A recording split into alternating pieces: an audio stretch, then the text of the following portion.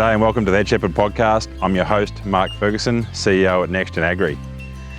At the Head Shepherd podcast, we focus on all things livestock through the stories of the people that farm them and the people that study them and work with them on a daily basis. We get to work in amazing locations like I am today at Glenthorne Station here in the South Island of New Zealand. At neXtgen Agri, our tagline is farming in our hearts, science in our heads. And we live that out every day, and you'll certainly hear that coming out in the Head Shepherd podcast. Before we start today's episode, I really do want to thank again Allflex, our sponsors, and now the MSD team for continuing to support our podcast. It really is fantastic to have such a great collaboration, and the combined forces is pretty exciting for Australasian agriculture. The science of healthier animals through ID and through the animal health products like the Cooper's range, which is an MSD product that we might be more familiar with. Fantastic to have such a close alignment with those two companies now. Just really exciting to continue Head Shepherd. We've gone past our 50 episodes. We're into season 5 now. Fantastic to see the podcast continue to grow. Thank you to all those that continue to support us and give us feedback. It's really is awesome. We better get on with the show.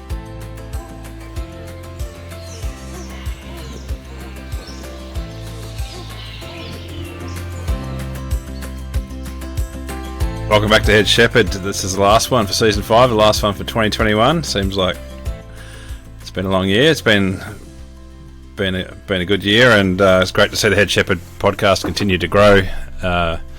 Thanks to all of you out there who've been listening and providing feedback. It's great when we meet in person and you have a chat. Today, as we do with the last couple of seasons, is to finish with Q&A from you out there.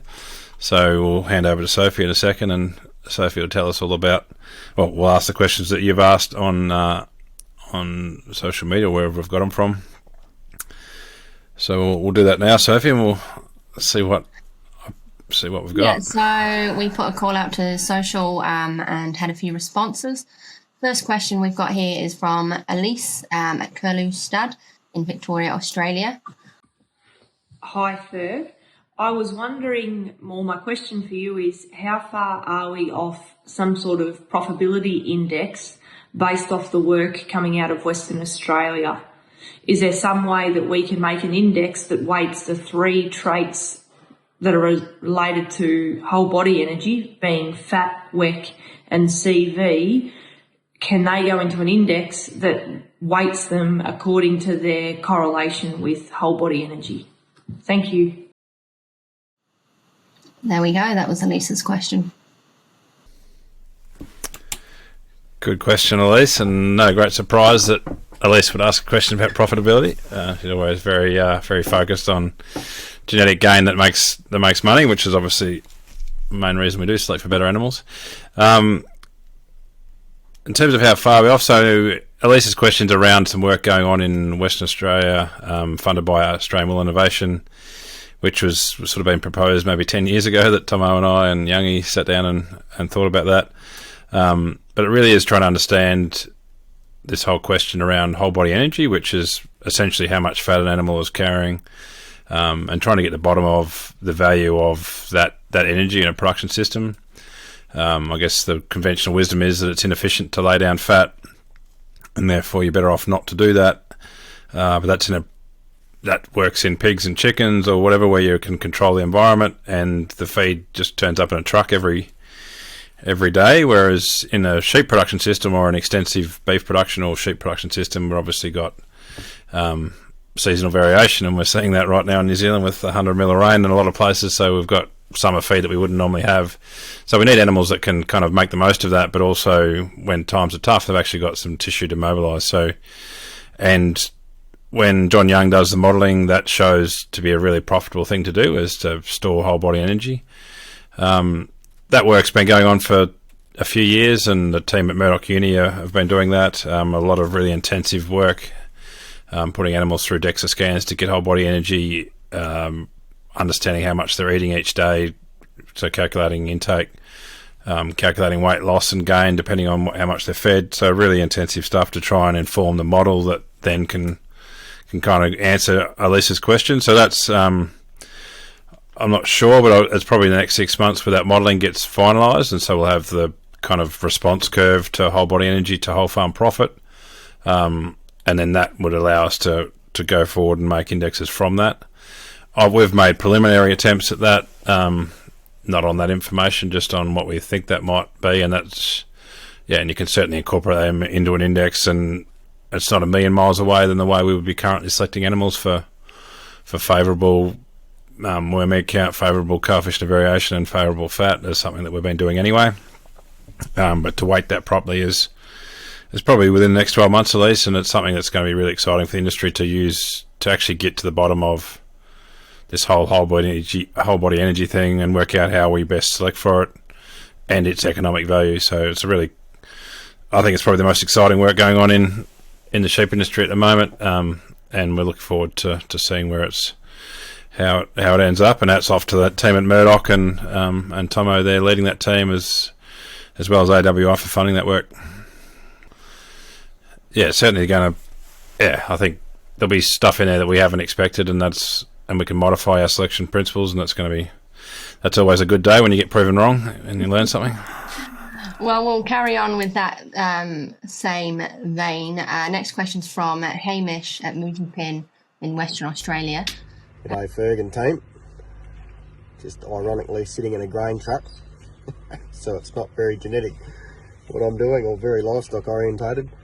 But my question revolves a little bit around whole body energy, well, not a little bit around, all around whole body energy, and could be possibly better directed at Tomo, but sort of thought I'd ask you and your opinion on where do you see, whole body energy and feed efficiency and the whole part of that going in the next 5 or 10 years.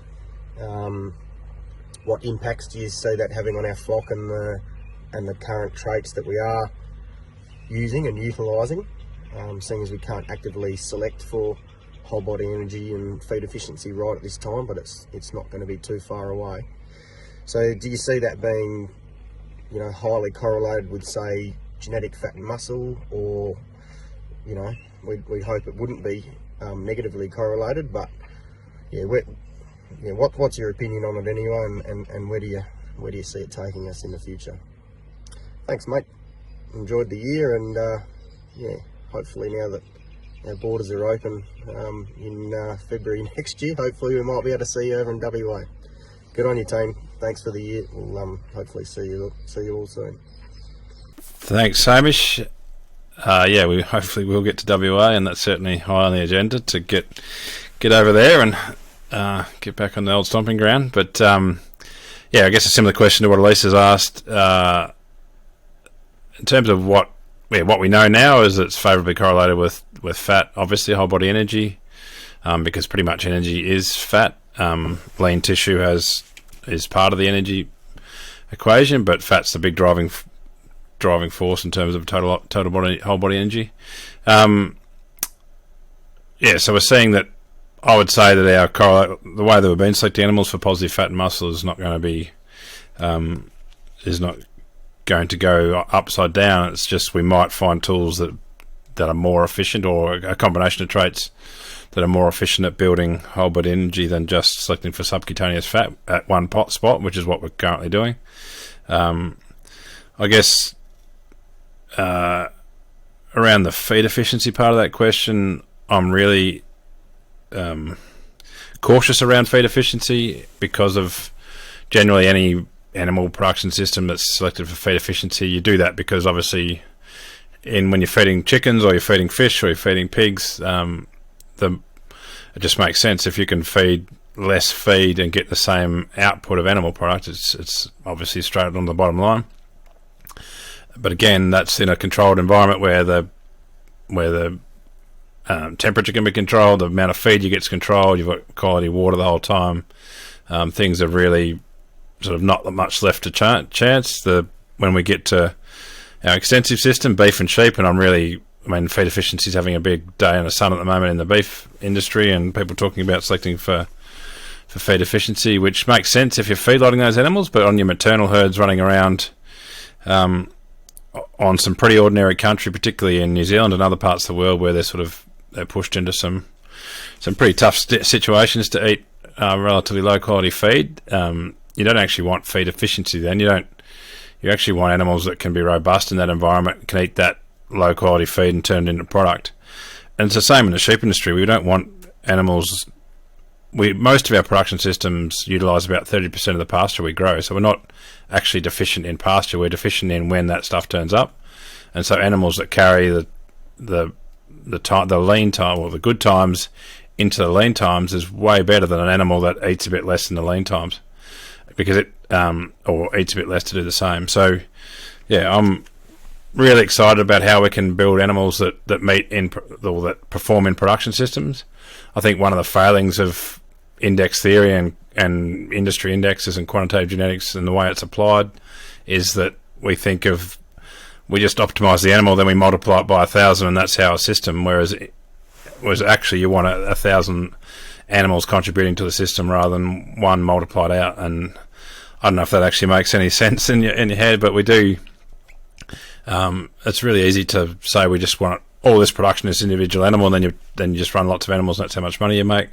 But that always has consequences. If you just had the most feed efficient animal out there, if it's actually doing quite poorly in that tough time because it actually hasn't stored that whole body energy going forward, then that's a completely different animal than the one that wasn't that efficient in terms of its conversion of feed to tissue or feed to lamb or feed to product, but is actually still there and still productive in the tough times. So that's, yeah, I think it is going to have a big impact, Hamish. It will change what we do. I don't think it's for those of us like yourself who've been on that bandwagon for a fair while.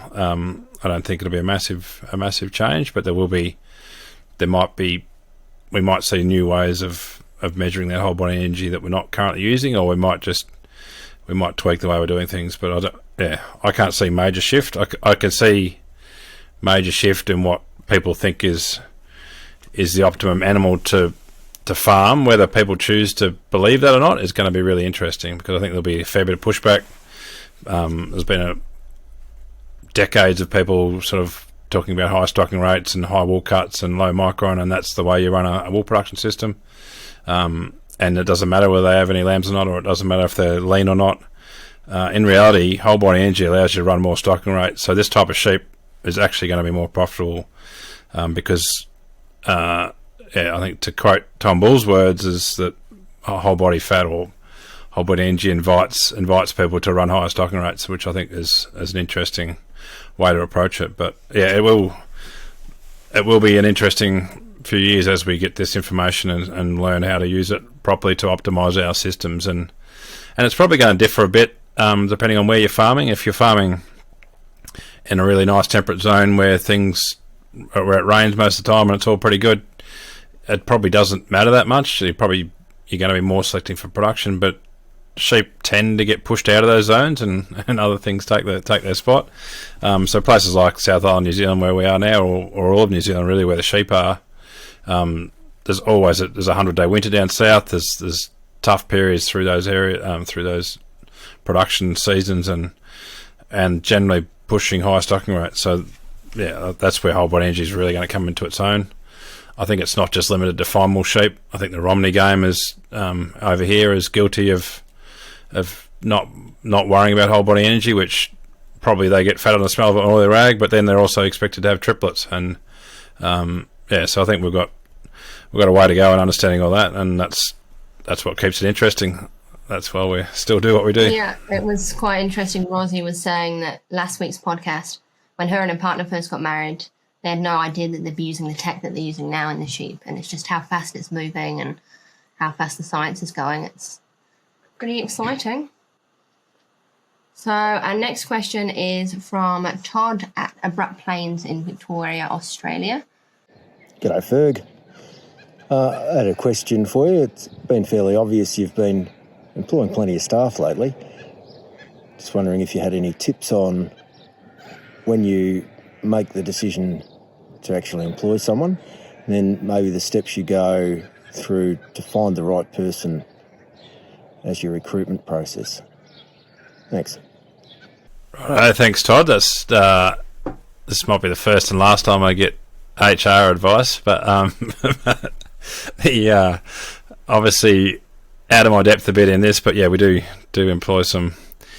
I guess we are growing as a business steadily, and that's exciting times, and do hope to employ lots of staff as we go through into the future. So yeah, I guess, I don't know, pretty standard process for us. It's we've got a bit of a focus around social media, so we make sure plenty of people know that we've got a job open. Advertise it on the normal. We use Seek. There's other options, obviously. I guess I don't know. Over time, I've started to.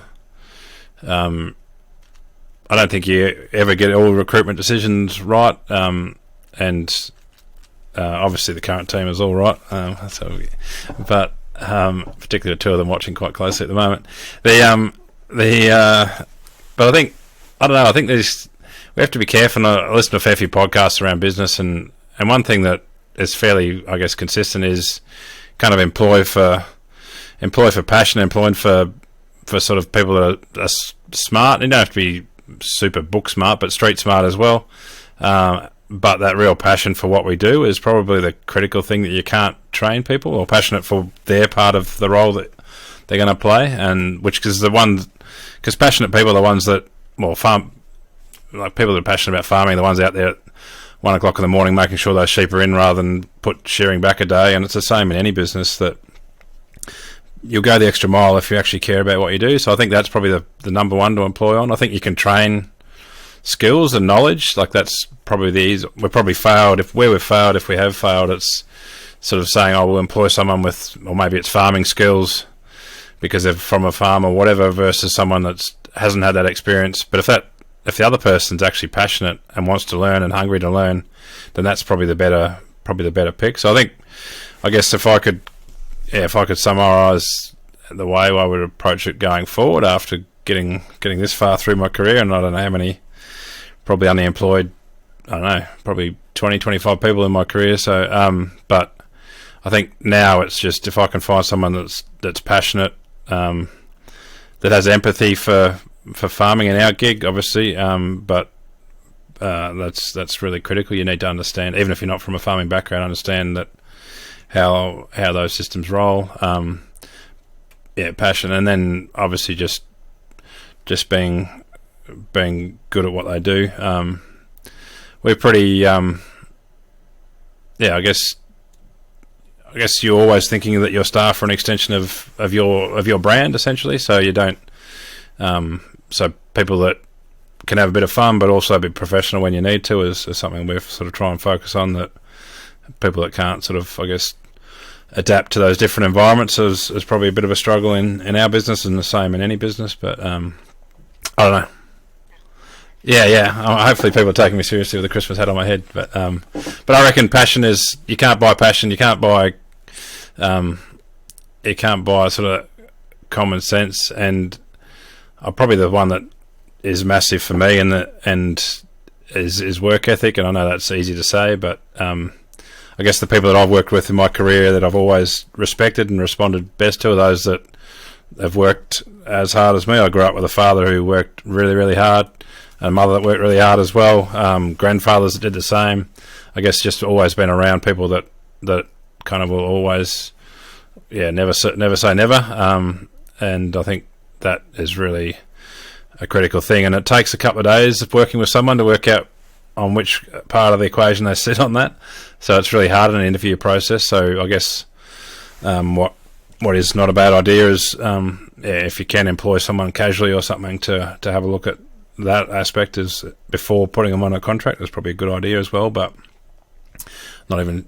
But yeah, I think the people that end up staying in my teams at least probably are the ones that actually have an ethic that are consistent with how I approach work, which is probably not that healthy. We probably get pretty focus a little bit too hard on the work sometimes, but I think I guess passion, work ethic, and that intellect, whether it's street smarts or book smarts, it's pretty important. Not sure that I'll be getting public speaking slots for recruitment advice after that. But give it 10 years. And then I have a final question for anyone that's been listening to these podcasts and listening to the amazing farmers that we've got that are sat there looking at their sheep, not knowing who they are, what they are, or how good they are, where do they start? Like we started, we bought a weigh crate and we tagged, and obviously your genetic plan, you're wanting to know where you're wanting to head. But what would you say the 3 most important things, like weights, mothering up, EID, lambs, ewes, DNA, any of the above? All of the above? That's a good question, Sophie. So I guess if we're walking into a flock of sheep like I guess you did, where you've got, we'll just assume we know nothing. We know they've been syndicate mated for their entire lives. So we've got ewes without pedigree. We've got nothing measured really. So I guess first principle is you've got to establish pedigree. So you need to know who's related to who, because in any, obviously we're dealing in genetics, and any genetics relies on is nothing without that pedigree. So we can measure stuff, like we could first measure stuff, but if we don't know who they're related to, it's limited in what you can do with that. And I guess as part of doing that, you work out who's a single and a twin. So first, what we've probably found over time is not to try and go back too deep. Like you kind of draw a line in the sand and say, right, today's today. We're going to measure stuff going forward. We're not going to, because sometimes you've got, I reckon that ewes were twins, or those ewes were out of that ram, and you try and go back and sort of cobble that together. It hasn't really ever added value to us. It's better off just to say, right, this is our ewes. We know bugger all about them. We're just going to go forward. So in that first year, easiest if you whack an EID in those ewes that are becoming your, if you are talking about breeding rams from those ewes, because everything we do in breeding is so much better if you've got EID, because you just don't want that 6-7% of human error in reading tags and writing crap down and losing that data and all that sort of stuff. Like even me, probably especially me, you get, like, you'll read tag numbers back to front, or like everyone that I've ever worked with, you can't do that consistently. So EID is a pretty critical step for any intense measurement, which is what you're embarking on if you're going to go down that line. Then it's record that first drop. So single side mating, I reckon, is critical if you don't want to spend a heap of money on EID. On DNA. And I think you got to be careful about sort of front loading this experience with a heap of expense. So DNA is expensive, and really if you've got a few paddocks and they're still selling wire, you can split paddocks up. Single side mating is a really key part of going forward, and as you get more into this, you're going to want to do more of that, because you want to actually mate individual animals with individual ewes. You want to actually control that. We've got a few breeding programs out there that just whack out big syndicates and then let DNA sort them out. I don't think, if that's the way you want to approach breeding, I think go and get a different job. I think single side mating is really critical, and then it's recording stuff on that ewe drop. So who scanned single, who scanned twin, because that's both important for knowing how that ewe's going, but also her progeny. You want to know who's a single and a twin in those progeny, so you can correct for that when you're measuring stuff. And then some way of mothering up to those ewes to those lambs. If you're starting small scale, that's running through the yards. It's not a particularly tough job. I think it's actually quite rewarding. I love spending time in the yards mothering ewes to their lambs, because you get to see those great lambs on that, those great set of twins and that. Like, it's quite a rewarding job, and a lot of people enjoy that. As you get bigger in scale, you might want to use smart shepherd collars or DNA or hopefully Gene Smith cameras when we get them sorted, to start pairing individual progeny to those ewes. And then you're following that year drop through, so you're getting weaning weights on those lambs. If it's a meat system, you'll be trying to get some muscle and fat scans at 7 months of age, and then probably, depending on where you are, you might, I guess you'd start simple measurements. Don't try and do everything in the first year. Like, you don't want to be doing worm egg counts and facial eczema and whatever that you might be able to do.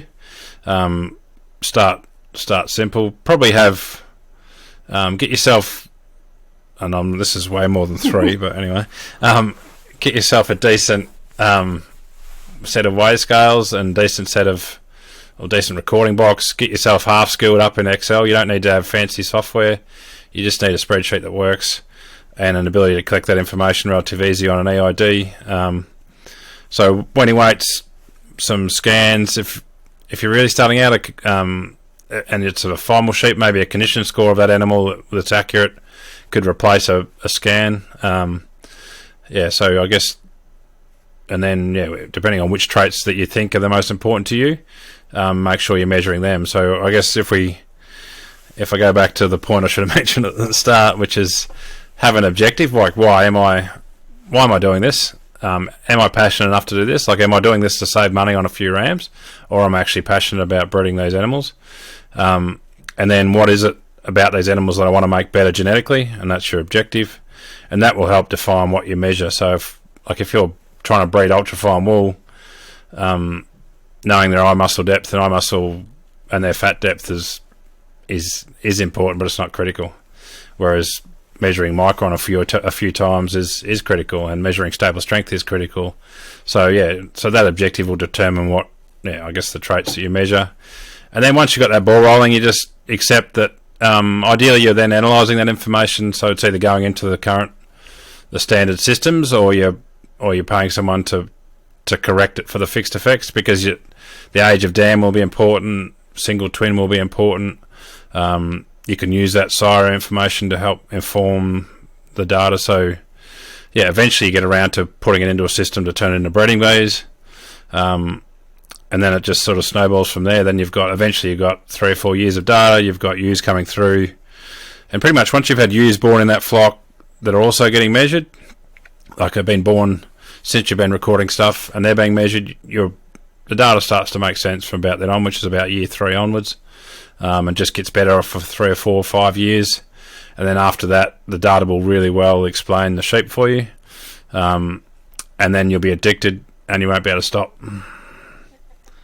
That's right. And I mean, all the people that I've ever fought, and there's plenty of people that have told me they'd never use breeding bays or whatever. You give them 5 years and they'll be just as addicted as we are, because it's just helps you explain those sheep so much better than you can physically. Like we went through, we could do this every day, but we went through 200 rams the other day to pick out 80 for an auction at Cleardale. If we were doing that blind without information, it would have been like our chance of getting the right rams at the right spots would be negligible. We're looking at their dag breeding values, you're looking at foot rot breeding values, you're looking at all this information that you can't actually see on the day. And so pretty exciting. But start small, get your EIDs, get your systems in place. Don't start with thousands, start with hundreds. That's just magic. So you do have to just rely on your skills to pick type, get someone in to come and bring out that type or whatever. But that first screen in is really is guesswork, because you're probably going to put early born singles, because they're going to be big and shiny or whatever. Like if you're in your flock, you could say, well, I know these ewes scanned twin last year, so they came in. I think that's what you did do. Use your crude measurements to get those ewes in that first flock. Make sure they're obviously structurally sound and do all that assessment, obviously. But the first screen in is never anywhere near as good. One trap that people probably fall into is worth mentioning is people keep screening in. That's one thing that we probably the practice that we stop the most is people continuing to bring sheep in from their commercial flocks. Once you've got that nucleus of animals and you're doing the work on them, it doesn't matter what happens in the commercial flock, because you're just going to keep bringing in early born singles or sheep that have had a good run. Every now and again you'll see a sheep and that's got to go in the stud. That's fantastic, but it could be just fantastic phenotypically and not genetically. So you can do that for a few years, but you really want to limit that to maybe 2 or 3 years of screening in, and then just work on what you've got, because those sheep, you'll end up with really well characterised animals within that nucleus group, and they're the ones that you can make selection pressure on. The rest, you're just always slowing yourself down if you keep screening those animals in. That'd be probably one trap that certainly people fall into. Handy to know.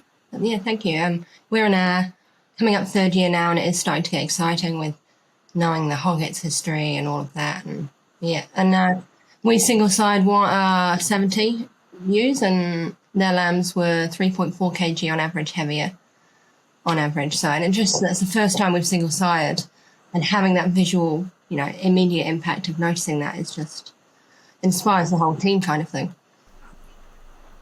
Exactly, and that's where single side is so good. Because you'll see the power of genetics. You'll see that, oh, hang on, that side group's 5 kilos heavier or whatever, and you're like, wow, if we do that, multiply that across the farm, what does that equal? And that's you're pretty much sold from that day on to get into it. I think what first me into genetics, I worked for a farmer in Wales. He drafted based on data, good from not. The not good pen looked fantastic. They were beautiful sheep, fat and stunning.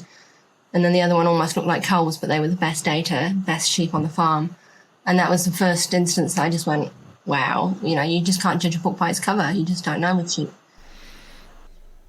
Yeah, that's always true. And depending on when you do that, sometimes the good data lines up with the sheep, like depending on what data you're looking at, and then other times, like if it's after weaning and they've just weaned 70 kilos of lambs or something stupid, and you're looking at them going, oh, you're a bit rough around the edges. It's it's pretty, really lots of risks in sheep breeding, and that's certainly one of them, is assuming what you see is what you get.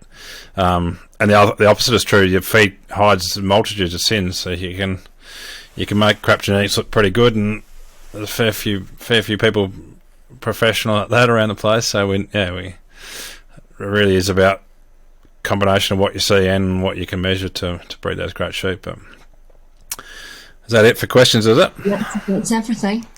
Excellent. Well, we might wrap it up there, and thanks to the team. We've got both Orla and Sophie watching this, who have been critical to making this podcast happen. Thanks all to you listeners out there. All the best for the holiday season. We're hoping for a somewhat sane 2022 compared to the last couple of years we've been through, and we'll be back mid to late January with season 6 of the Head Shepherd podcast. Really keen to continue this. It definitely has been a COVID baby, and something that wouldn't have existed without COVID. So some good things come from COVID, and I think we'd love to hear your feedback. Love to see social posts on what we do. Great if you could subscribe to the podcast and review it on anywhere you're watching it, so that all that helps us get the feedback to us, but also get the podcast in front of other people. We'd love you recommending it to as many as you can. It's great to keep building the community, and we'd love also for people to check out the hub, the hub.nextgenagri.com. We're increasingly putting effort into there, where we want it to be a place where the sheep industry comes together and does great things. So we'd love to have you part of that. But cheers all, and thanks for a great season. We'll be back in 2022.